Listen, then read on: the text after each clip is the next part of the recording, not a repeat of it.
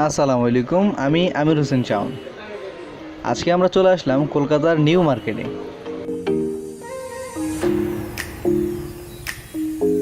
এখানে আসলে আপনারা মেয়েদের জামা, থ্রি পিস, জুতো, লেহেঙ্গা সহ আরও অনেক কিছুই পেয়ে যাবেন।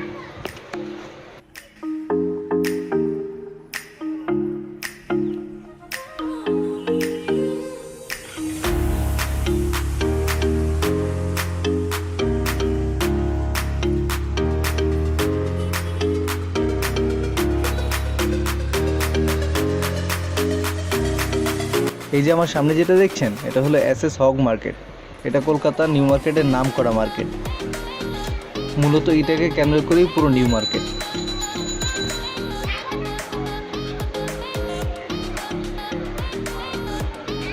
চলুন তাহলে ঘুরে দেখা যাক এসএস হগ মার্কেটটাকে।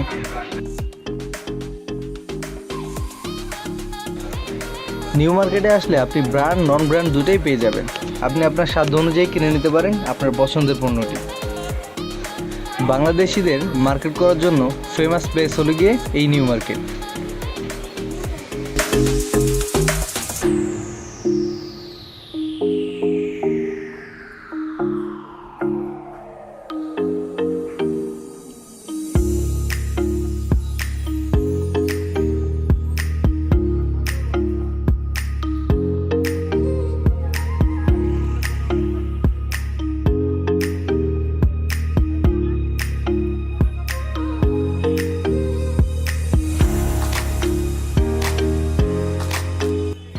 বাংলাদেশি যত ভাই বোনেরা আছেন মার্কেট করার জন্য কলকাতায় আসেন, তারা সবাই একবার না একবার হলেও এই নিউ মার্কেটে এসে ঢু মেরে যান।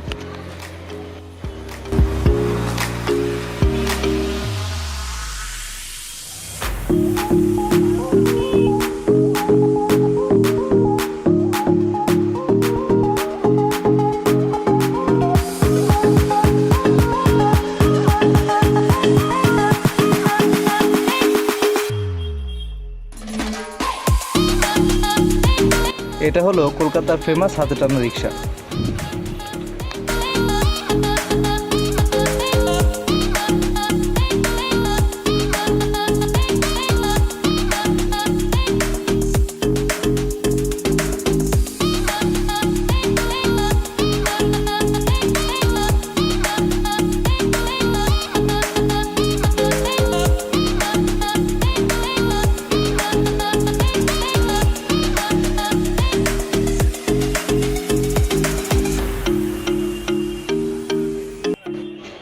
নিউ মার্কেটটি কিছুটা আমাদের গুলিস্তানের মতন।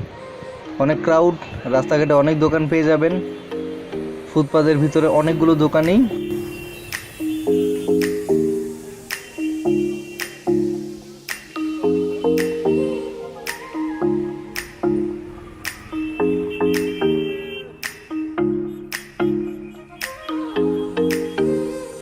নিউ মার্কেট ঘুরতে ঘুরতে চলে এলাম হাওড়াতে।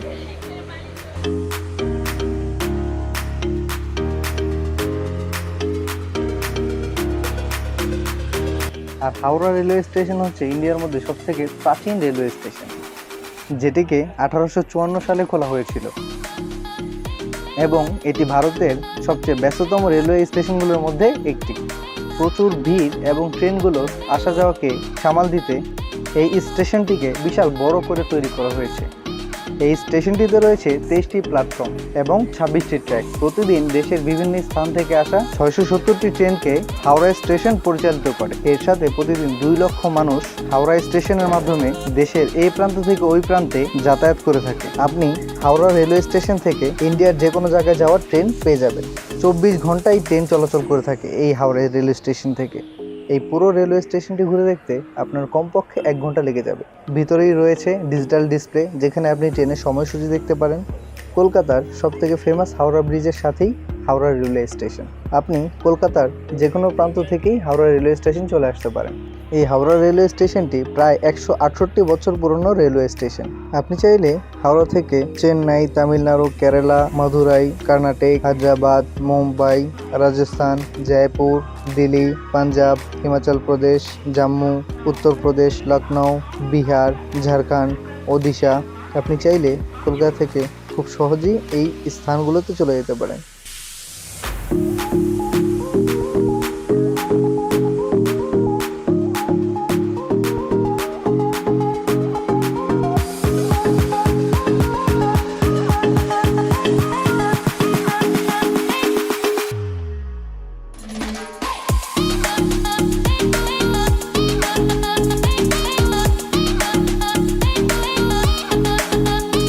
আজকের জন্য এইটুকুই। দেখা হবে নতুন কোনো ভিডিওতে। ভিডিওটি ভালো লাগলে অবশ্যই একটি লাইক দিবেন। সবাই ভালো থাকবেন। আল্লাহ হাফেজ।